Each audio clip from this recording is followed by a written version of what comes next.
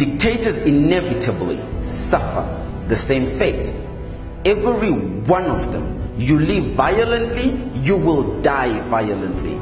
It was as true for Mussolini in Italy as it was for Stalin in Russia, Idi Amin in Uganda, Mobutu in Congo, like Kabila, Gbagbo in Ivory Coast, Gaddafi in Libya, Mubarak in Egypt, Hitler in Germany. They always seem like deputy gods, don't they? I'm not uneasy about what happens when our dictator goes. The concern, however, is what happens when he does. Terrorism is defined as the use of fear, intimidation, and violence to achieve political means. In Syria, this type of politics is practiced by ISIS. In Pakistan and Afghanistan, Al-Qaeda. In Nigeria, Boko Haram. Kenya has Al-Shabaab. In Zimbabwe, one group uses terror as a weapon of choice to achieve political means, and that is what we are fighting against. ZANU-PF, one man wearing a suicide jacket. He is not afraid of dying, he is afraid of dying alone, so he will see to it he takes everyone with. But what are we fighting for? Are we not at high risk of removing one man and replacing with the same?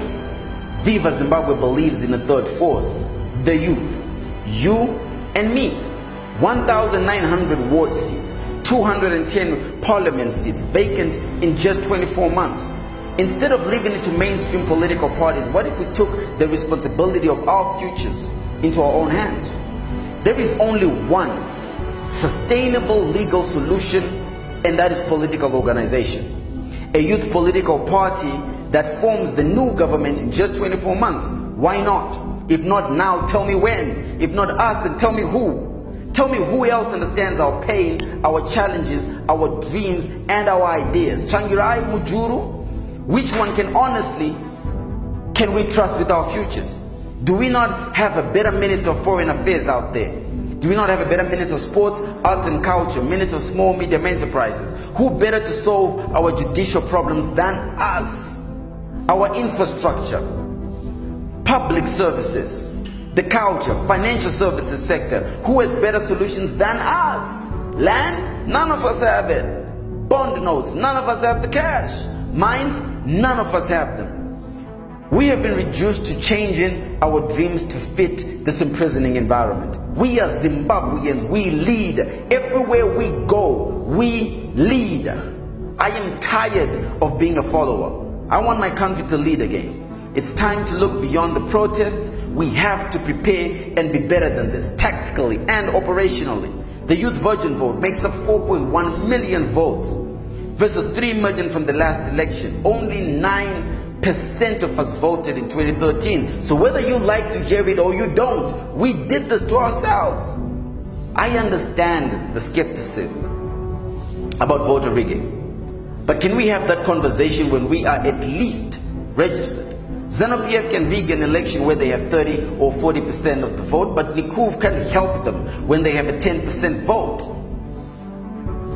Street protests are not going to stop the bond notes or create jobs for the graduates or change the culture in our government. Those bond notes are the last opportunity for ZANU-PF to loot. The retirement package and the algebra is basic. You print 200 million, 4 million people are employed. They withdraw $50 and the 200 million is gone.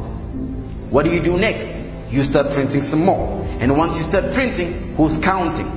The greatest pressure and protest we can apply as a generation is to vote for ourselves, not against ourselves. To turn to each other, not against each other. It begins with making sure your name is on the voters' roll. If you do not believe me, let me take you through precedents. Libya, Tunisia, Egypt, Greece went through revolutions recently. The youth protested. The government changed. The problems for the youth doubled.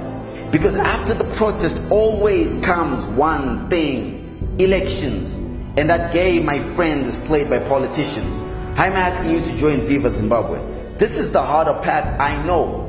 And I know it's not for everyone, but there is someone who is hearing me, ready to lead in your constituency, in your ward, government department, diplomatic posting, and contribute your ideas to building a Zimbabwe that is fit for all who live in it. This is not about me.